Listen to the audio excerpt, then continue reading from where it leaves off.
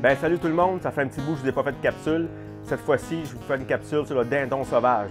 Je ne suis pas un expert dans le dindon sauvage, mais c'est une chasse qui me passionne vraiment beaucoup. Ce que je veux partager avec vous ce matin, on est à quelques semaines de l'ouverture. Je veux parler des incontournables, ce que vous devriez avoir dans votre sac à dos ou dans votre veste à dindon, comme moi je préfère.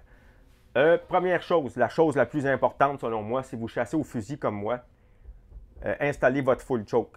Si vous avez des chokes interchangeables sur votre fusil, vous devez absolument prendre le full choke. Même il y a des étranglements en français, le choke, là, qui se vendent exprès pour le dindon, qui viennent rallonger, qu'on va avoir encore une concentration plus fermée à des distances encore plus loin. Moi, mon Benelli Super Benchy, le full choke de compagnie, autrement dit, fait très bien le travail. J'ai fait mes tests de patronage il y a un petit bout quand même. J'utilise les mêmes cartouches d'année en année, donc mon grouping ne change pas. C'est important, pourquoi? C'est que le dindon sauvage, quand vous allez faire effectuer votre tir, on parle au fusil, on ne parle pas à la flèche, évidemment. Là, ici, mon appelant, il n'est pas la position avec le coup, il faut l'étirer. Mais on préfère, c'est vraiment préférable de tirer quand le coup va être vraiment étiré. Vous devez viser, votre gerbe de plomb doit être concentrée au niveau de la tête et du cou. Si vous voulez vraiment mettre l'animal à mort, le tuer, autrement dit. Sinon, si vous tirez, puis vous tirez à peu près, vous visez à peu près partout, vous risquez seulement de le blesser, puis c'est pas ça qu'on veut, malheureusement. On veut vraiment mettre le mettre à mort le plus rapidement possible. Donc, c'est pour ça que c'est très important de mettre le full choke sur votre fusil. Ensuite de ça, ce qui est très important à avoir, évidemment, c'est vos appos, peu importe lesquels. C'est important d'en avoir plus qu'un. Vous le savez, pour ceux qui ont déjà une couple d'années de fait dans la chasse au dindon, ça prend, des fois, il va réagir un matin avec cette surface-là, le lendemain matin, pourquoi il ne répond pas? Il faut avoir au moins 2 appos. Moi, c'est vrai que je suis un petit peu maniaque, puis je suis avec la compagnie Recall Design, vous le savez. Donc, j'ai pas mal tous les décals à dindon qui se fait par Recall Design. J'ai les 4 surfaces, l'aluminium, le cuivre, la vitre et l'ardoise.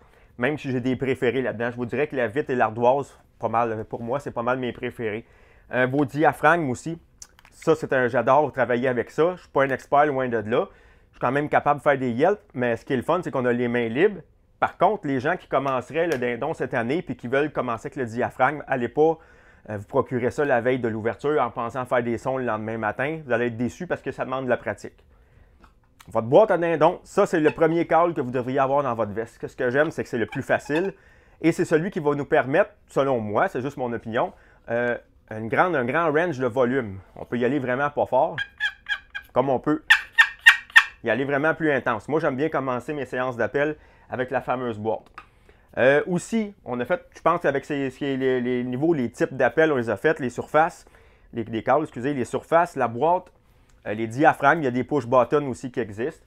Ce qui est important, vos surfaces, c'est de prendre les petits bâtons, les Scotch-Brite, puis les papiers sablés, dépendamment. Le petit bâton avec la pierre, c'est pour la vitre. Scotch-Brite, c'est pour les autres surfaces, puis le papier sablé, c'est pour vos strikers. C'est très important de préparer vos surfaces, puis traîner ça avec vous. Plus on les utilise, à un moment donné, c'est que le bâton vient lisse, puis la surface, vous allez voir, vous n'auriez plus la même qualité de son. Fait que c'est important de les graffiner, si on veut, de repolir nos surfaces avec ces produits-là. La façon dont on procède, c'est très simple. Le Scotch-Brite, on vient le promener dans un sens, comme ça. On fait une indexation de 90 degrés, puis on fait la même chose. On souffle, puis ça, c'est prêt. Petit papier sablé, c'est pour vos bâtons. Très simple. On vient vraiment sabler le bout du bâton.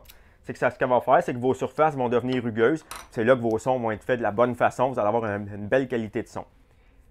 Fait que pour ça, c'est pour je pense qu'on a fait le tour de vos appos. C'est important d'en avoir plusieurs, comme je vous dis. Puis je ne vous suggère pas de les sortir tout le premier matin. Si vous avez un bâton, ça vous répond, mais il ne vient pas. C'est parce que ça a une très bonne mémoire auditive, le mâle.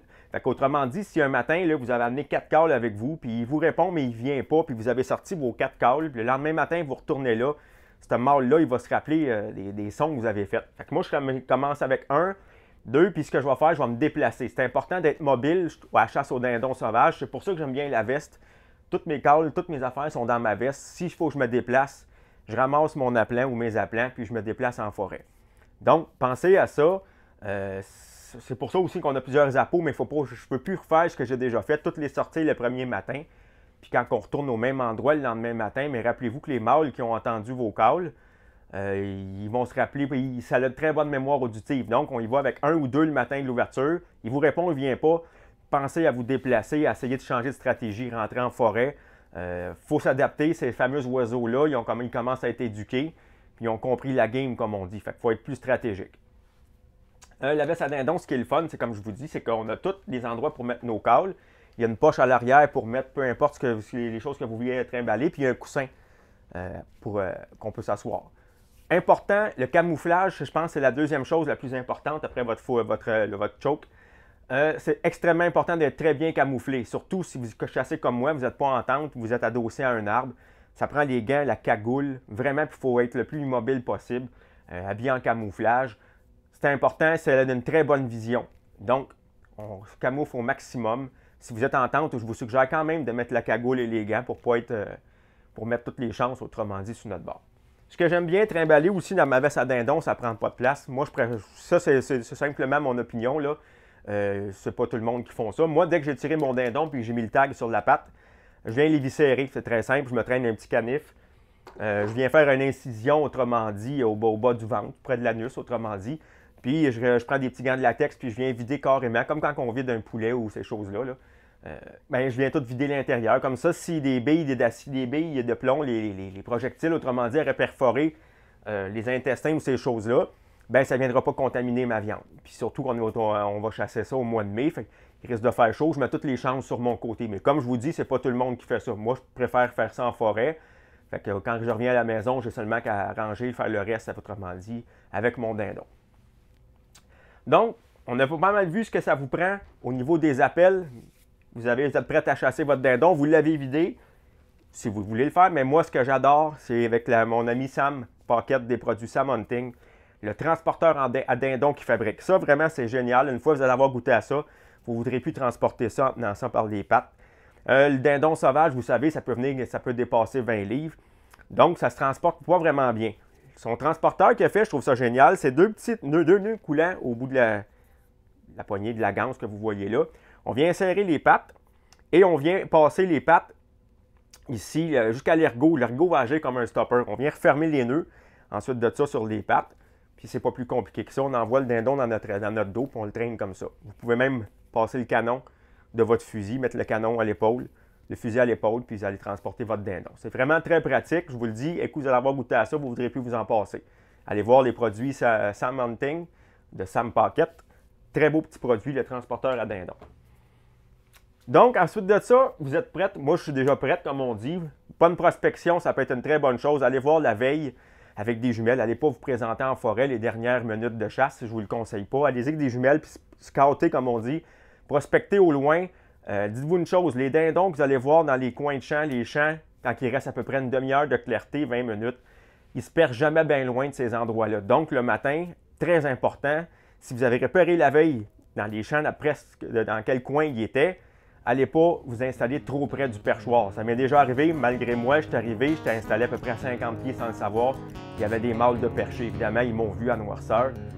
Ce matin-là, malheureusement, je n'ai pas fait descendre où ce que je voulais ces mâles-là. Ils se sont poussés quand le jour est arrivé. Donc, c'est important de ne jamais être trop près d'où ce qui sont couchés, ce qui sont perchés, autrement. Retenez ça, puis je vous souhaite une super de belle chasse aux dindons. J'ai des caméras installées pour surveiller sur un de mes territoires, voir les dindons qu'il y aurait là. Vous allez voir peut-être si je suis chanceux sur mes caméras, je vais vous partager ça avec vous autres. On se reparle.